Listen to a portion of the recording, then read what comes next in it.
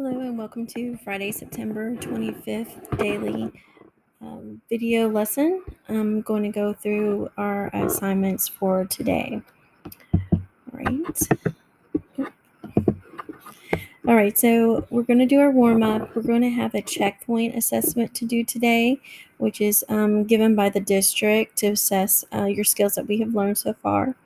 You'll have 2 passages to read and answer 10 multiple choice questions. So it shouldn't take you too long, but of course, read the passages very carefully, read the questions very carefully, read all the answer choices very carefully so that you can do your very best on this assignment.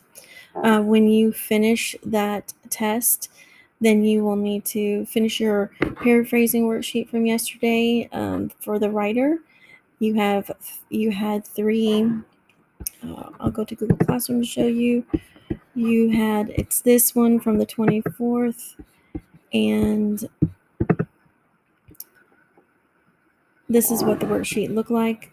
I modeled one for you here on the worksheet, but in the video presentation and on the Google Slides, I also do one more with you, another paraphrasing, and then the 3 green ones are what you're responsible for doing independently.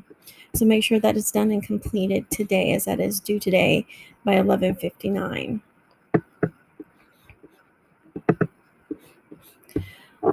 When you finish that, if you haven't finished your essay, or if I've returned it and told you did wrong and you need to fix it, please take care of that ASAP. I want to be able to get all those assignments corrected and graded.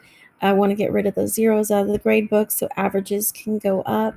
Remember, that is a test grade. Again, it is from September 15th. It is the graphic organizer compare and contrast, and I'll go over that a little bit more. If you've done everything, the worksheet and your essay, then you have some little bit of independent reading time. So when we went to the library virtually, and maybe you checked out a ebook, this would be a time to give yourself like about 15 minutes to read and enjoy some independent reading time. We will be having some time coming in the future where we'll have some independent reading time set up for you, but you will have assignments to do along with it, like doing some reflective writing and probably a project of some sort to do with whatever book that you are independently reading. So objective today is we're going to assess our skills that we've learned over the past 4 weeks and see how well you're doing with those with our checkpoint number 1. Okay, just to review you, we are going over ethos, pathos, logos for this warm-up. These are some lines, quotes from a movie.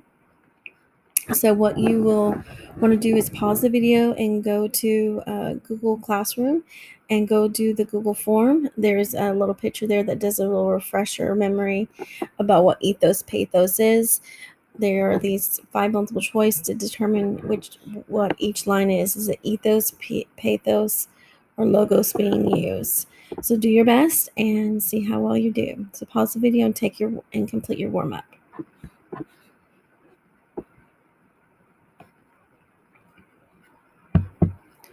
Okay, now that you've done your warm-up, you can go through and review your answers and see how you did. The first one, this is where they fought the Battle of Gettysburg. That is logos, giving us some information. This green field right here was painted red, bubbling with the blood of young boys. Smoke, hot lead pouring right through their bodies. So this is a pathos because this is pulling out our emotions, getting us to be either angry, upset, or sad. I address you tonight not as the President of the United States, not as a leader of the country, but as a citizen of humanity. So this is ethos, where the speaker is appealing to their credentials as why you should listen to what they have to say. The capital is the beating heart of Pan Am. Nothing can survive without a heart. So again, that's pathos, kind of putting that emotion inside you, encouraging, making you feeling empowered. Number 5, I used to want to save the world, to end the world and bring peace to mankind. And that is a bit of ethos there, The person speaking is showing um, uh, their credibility as a person, their passion, um, with what makes them the right person to listen to. Okay, so some test taking tips. This is not going to be for remote students. This is not something that you're going to actually get to do, but it is a good thing to listen through so that when you are face to face, you will have some of these skills you can learn, but you can, when you're looking at the screen, you can keep these ideas in mind. You will want to annotate the questions, determine exactly what the question's asking. I will demonstrate for the face to face how to annotate the questions. You need to make sure you read your answer choices. Even if you think A is the correct answer, go ahead and put yourself a little in your mind, a little like, okay, A might be right, but let me double check. Because tests like these that are very much like STAR or even SAT, PSAT, ACT, test takers always anticipate that students will not read careful enough. And as a result, they'll always have a choice that looks right, but it's not right because of what the question's asking, or there's another answer choice that's actually better than that one. So make sure you're reading all the answer choices carefully. Use process of elimination to help you choose your right answer. So see if you can find there's definitely one, maybe two that are absolutely wrong, and see if you can at least limit it down to where you can get a 50-50 choice. Face-to-face kids will put X by the wrong ones, question marks by ones they think might be correct, and then look up words that they don't know in a dictionary or glossary. Remote students, you have that luxury of getting to use a dictionary. Um, Face-to-face kids, we don't have that, but I did create a glossary of terms of words, and I've attached it in Google Classroom that you may use to help you answer questions. So when we annotate a text of questions, we're going to do what's called like a square circle slide. Normally there's like three main points that we're looking for in a question. And so what are the three main things? Sometimes it's a little bit more. What type of plot development does Stranded illustrate, and how do you know? All right, so we're having like two parts to the question. The first part is we need to know, okay, we're looking at plot development when that's the one we need to focus on. So think of plot development. We've learned about linear and nonlinear, so that's what we know we need to focus on. We know which story, which passage, because you have two passages. So we're going to want to make sure we are focusing on the correct passage. And we want to know what the plot development illustrates. And so those are the three key things that we need to really look at. There's a second part to this question, a second question, and then we have to be able to explain how do we know. So keeping in mind, I'm looking at plot development for the story Stranded, and what does it illustrate to the reader? If you don't know what the word illustrate is, please look on the glossary list as I have that defined for you. And then you need to be able to explain how do you know this.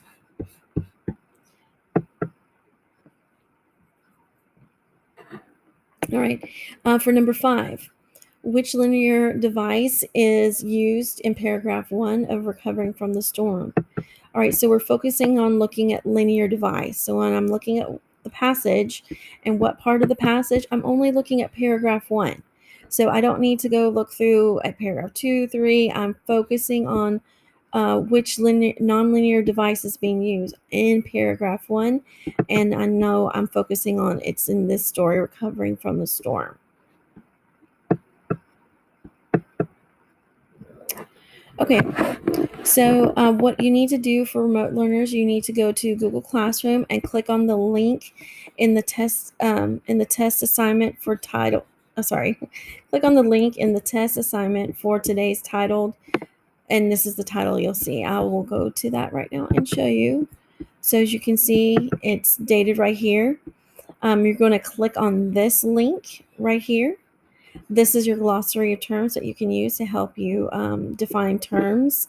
See if the word you may not know is on that list. So when you click on this link, I'm going to go back here.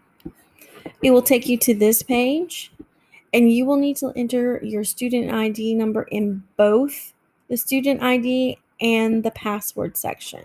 So again, student ID your the first part that's on your Bronco mail.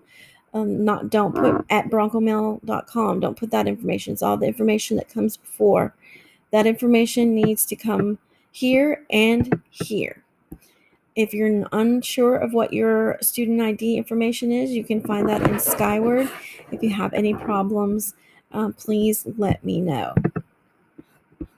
So that's what you will click on that link to that assignment. That's what the page is. Again, you'll enter your student ID on both the username and password. Once you've logged in, you'll see in red the name of the checkpoint, and this is what the name of the checkpoint will be: English 1, Checkpoint 1, SAVAS Unit 1 test, and that will be at the top of the screen. You'll need to click on the test to open it up, and it will take it, and then you can go ahead and start taking your assessment. Again, please make sure you take it seriously and do a really good job, so we know which skills that you are being successful in and what skills we need to spiral back in and reinforce. This assessment will have an impact on your grade. So again, make sure you're doing your absolute best. After the assessment, so when you finish, you need to go back and do that paraphrasing worksheet. So that would be from, like I said, again, from yesterday. Here's what the worksheet looks like. I modeled one for you. I did one again in the slides in the video. And then the green ones are what you're doing independently on your own.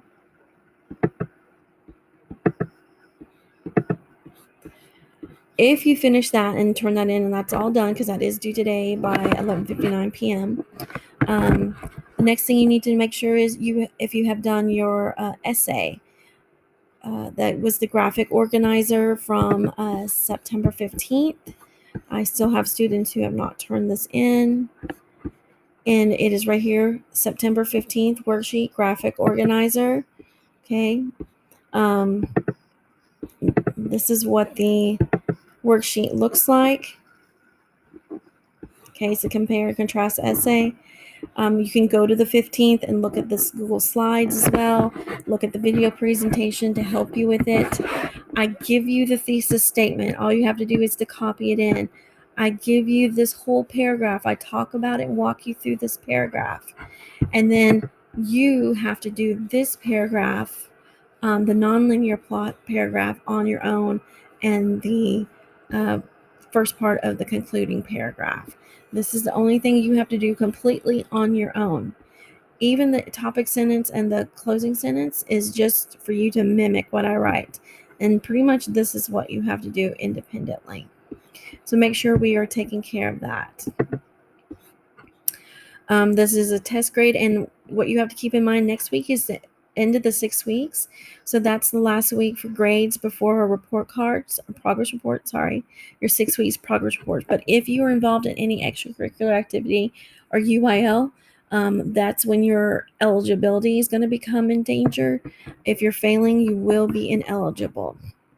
Also, you need to keep in mind if you are not being successful in class right now, that if you fail this 9 weeks, which after you get your report card, you really only have like 2 more weeks left, because you'll get report cards on week 7, progress reports on week 7.